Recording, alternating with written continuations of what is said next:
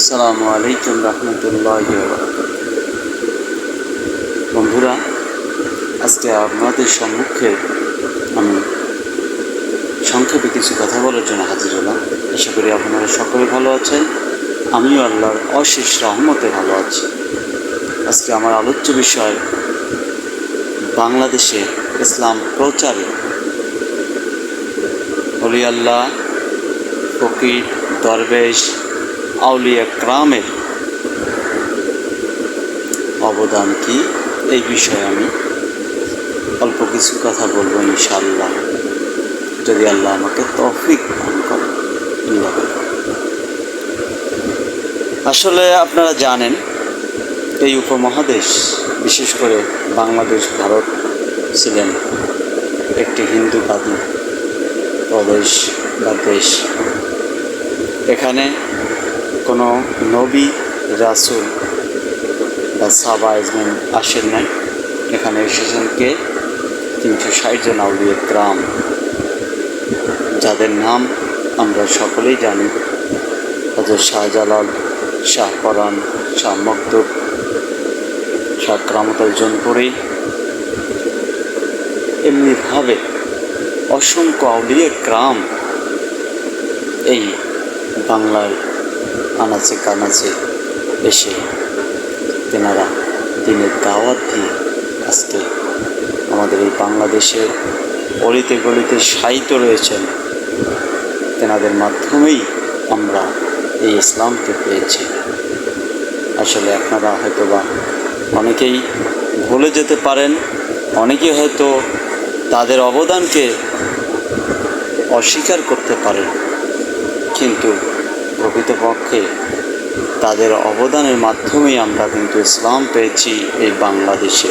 আজকে আমাদের ইসলামে অনেকগুলো দল রয়েছে যারা ইসলামের খেদমতের জন্য কাজ করার প্রতিজ্ঞাবদ্ধ, কিন্তু এই কাজের রাস্তাটা করলেন কারা, এটা আমাদের জানা দরকার, এটা মানা দরকার, তাদেরকে শ্রদ্ধা করা দরকার। আজকে আমরা কি করি? শাহজালালের মাজারে গেলে দেখা যায় কিছু ভাই ব্রাদার গাঞ্জা খায়, মদ, জুয়া, আকাম, এগুলো খারাপ কাজ করে তারা।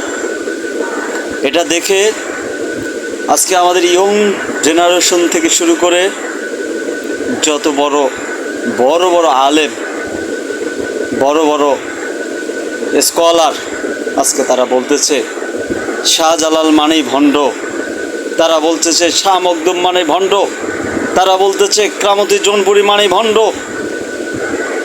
শাহ আলী বাগদাদি মানেই ভণ্ড।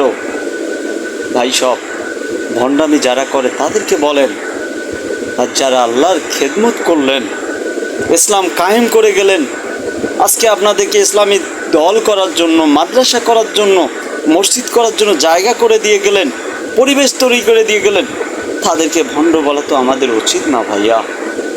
হ্যাঁ, আমরা ভণ্ড বলতে পারি কাকে? যারা ওখানে ভণ্ডামি করে, যারা ঢোল তবলা বাজায়, সিজদা দেয়, আমরা তাদেরকে ভণ্ড বলতে পারি। কিন্তু আমরা তাদেরকে ভণ্ড বলতে পারি না যারা ইসলামের খেদমত করে আজকে সারাটা জীবন তারা ইসলামের খেদমত করে সাহিত্য আছেন। তাদের আদর্শ আমরা মানতে পারি, কিন্তু যারা ওখানে ভণ্ডামি করে তাদেরকে তো আমরা দেখে আল্লাহওয়ালাদেরকে আমরা ভণ্ড বলা আমাদের উচিত না ভাই সব। আমি এটাই বলতে চাই, আমাদের এই বাংলাদেশে ইসলাম প্রসারে প্রতিষ্ঠায় যাদের অবদান, তারা আউলিয়া কেরাম, তারা ফকির, দরবেশ, অলি, পীর মাশায়েখ। হ্যাঁ, পীরের নামে ভণ্ডামি আছে, তাই বলে আপনি সব পীরকে ভণ্ড বলা ঠিক হবে না। আপনি গবেষণা করবেন, তাদের নিয়ে রিসার্চ করবেন, তারপরে ভণ্ড বলতে পারেন। আপনি সবাইকে এক পাল্লায় মাপবেন না, কারণ এখনও হক্কানি অলিয়া আছে, হক্কানি পীর মাশায়েখ আছে, কিয়ামত পর্যন্ত থাকবে। কারণ সঠিক রাস্তা পেতে গেলে সিরাতুল মুস্তাকিমের রাস্তায় আমাদের হাঁটতে হবে। সিরাতুল মুস্তাকিমের রাস্তাই সঠিক রাস্তা, সঠিক মত। নবীর রাস্তা সিরাতুল মুস্তাকিমের রাস্তা, সাহাবায়ে আজমানের রাস্তা সিরাতুল মুস্তাকিমের রাস্তা। কোরআনের রাস্তা, সিরাতুল মুস্তাকিমের রাস্তা। এই রাস্তা আমাদেরকে খুঁজতে গেলে একজন হক্কানি ওলির সহবতে থাকতে হবে। এই হককে আমাদের খুঁজে নিতে হবে, তাদেরকে বের করে নিতে হবে, পরীক্ষা করে নিতে হবে। হককে আমাদের রুহের খোরাক হচ্ছে হক্কানি ওলিয়া উলিয়া, ও রুহের শিক্ষক হচ্ছে হক্কানি ওলিয়া উলিয়া। ওলিয়া উলিয়া আমাদের দরকার আছে রুহের শিক্ষার জন্য, কলবের শিক্ষার জন্য। এই কলব অনেক অনেক আল্লাহওয়ালাকে অনেকে অবজ্ঞা করে, কলম মানতে চায় না। অনেক আলেম রয়েছেন বলে কলম মাথায় রয়েছেন, অনেকে বলে হাঁটুতে রয়েছেন। না, কলম হাঁটুতেও নেই, মাথাও নেই। কলব আমাদের বাম স্তনের নিচে রয়েছেন, এই জায়গাটার মধ্যেই রয়েছে, আমাদের বডির মধ্যে রয়েছেন। এটা কোনো মাথায় নাই, হাঁটুতে নেই। কলব, প্রতিটা মানুষের কলব রয়েছে।